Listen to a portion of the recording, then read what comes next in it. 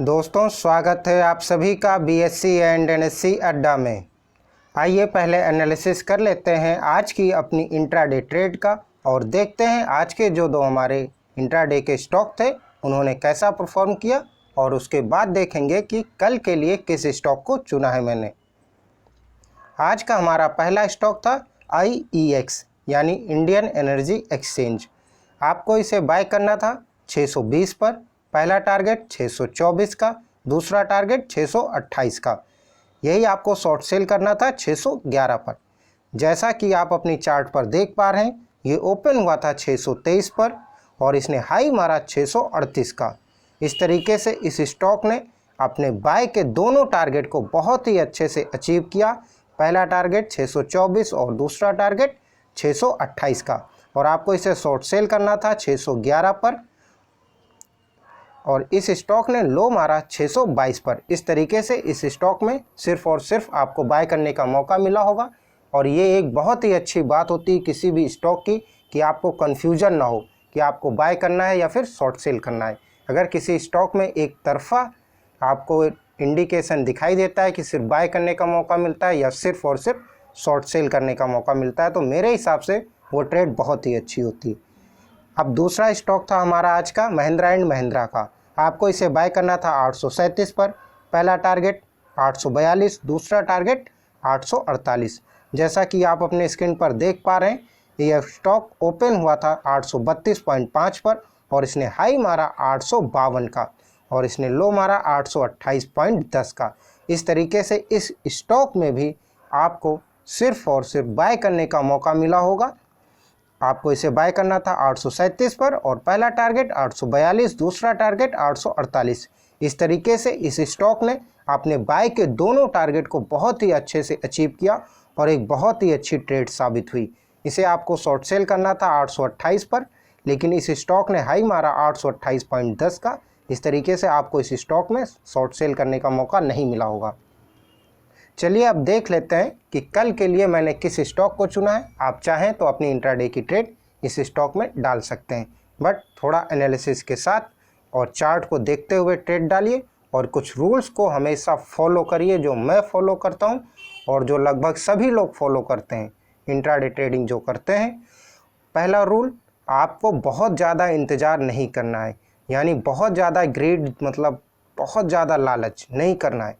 जितना मिले मार्केट से उतना लेके जाइए, 1000, 500, 2000, 1500, 400, 100, 150, जो मिले वो लेकर जाइए। लॉस में मत जाइए, बस इतना एक रूल फॉलो करिए कि लॉस में नहीं जाना है। कुछ लोग इंतज़ार किया करते हैं कि 1000 मिलेगा तभी मैं प्रॉफिट बुक करूंगा, 2000 मिलेगा तभी प्रॉफिट बुक करूंगा।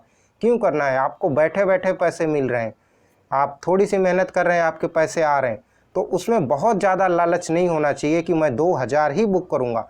आपको 1500 मिल रहा है, 1000 मिल रहा है, 500 मिल रहा है, 400 मिल रहा है, जो मिल रहा है लेकर बाहर जाइए मार्केट से।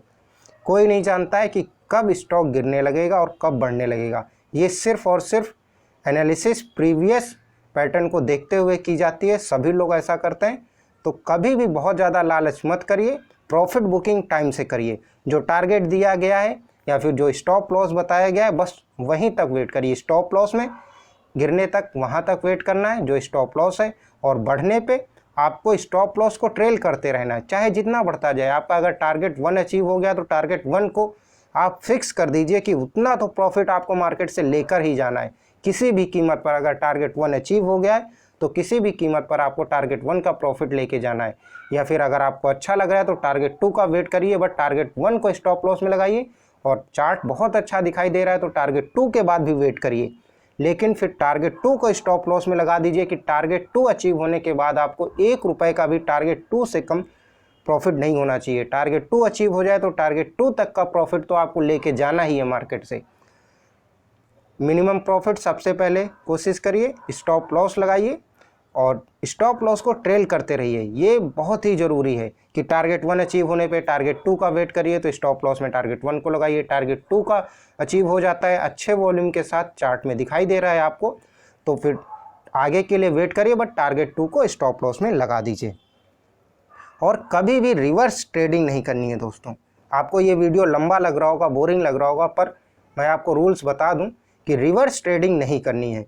यानी कि अगर किसी दिन लॉस हो गया है तो ठीक है, लॉस लेकर मार्केट से बाहर जाइए।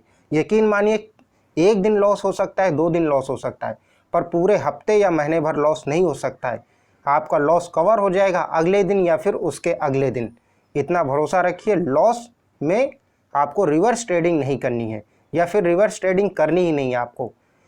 एक ट्रेड डालिए, प्रॉफिट हो या लॉस हो, मार्केट से बाहर जाइए, अपना लैपटॉप मोबाइल पीसी बंद कर दूसरा काम करिए, घूमिए टहलिए इधर उधर जो भी करना है, बट मार्केट में बने मत रहिए। अगर आपने ट्रेड ख़त्म कर दिए, आप जाइए कोई और कंपनी पढ़िए, कंपनी के बारे में पढ़िए, कुछ और एनालिसिस करिए, बट इंट्राडे से दूर हो जाइए। ट्रेड डालने के बाद प्रॉफिट बुक करिए या लॉस हो, बाहर निकलिए मार्केट से। तो चलिए दोस्तों, देख लेते हैं कल का हमारा पहला स्टॉक रहेगा टाटा केमिकल। आप इसे बाय कर सकते हैं 948 पर, टारगेट टू 951, टारगेट टू 955। यही अगर गिरना शुरू होता है तो आप इसे शॉर्ट सेल कर सकते हैं 939 पर, और पहला टारगेट 936 का, दूसरा टारगेट 932 का।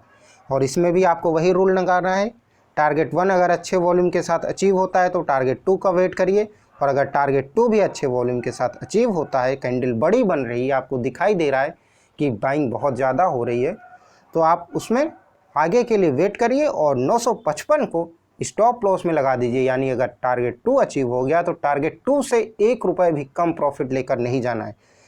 चाहे जितना मार्केट जल्दी से गिर जाए, आपका अगर स्टॉप लॉस लगा हुआ है टारगेट 2 पर, तो आपका टारगेट 2 बुक हो जाएगा। यही आपको शॉर्ट सेल में करना है। 939 पर आप इसे शॉर्ट सेल करेंगे, और पहला टारगेट रहेगा आपका 936 और दूसरा टारगेट 932। अगर 932 अच्छे वॉल्यूम के साथ अचीव होता है तो आगे के लिए वेट करिए 932 को स्टॉप लॉस में लगाकर। तो दोस्तों, इस वीडियो में बस इतना ही। कल फिर मुलाकात होगी आप सभी से इसी समय पर।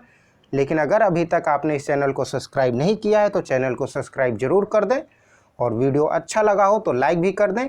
अगर किसी को अपना डीमैट अकाउंट खुलवाना है जीरोधा में, तो नीचे डिस्क्रिप्शन बॉक्स में मैंने लिंक दिया है, आप वहां पर क्लिक करके अपना डीमैट अकाउंट खुलवा सकते हैं। कल फिर मुलाकात होगी आप सभी से इसी समय पर। तब तक के लिए आप सभी का बहुत बहुत धन्यवाद।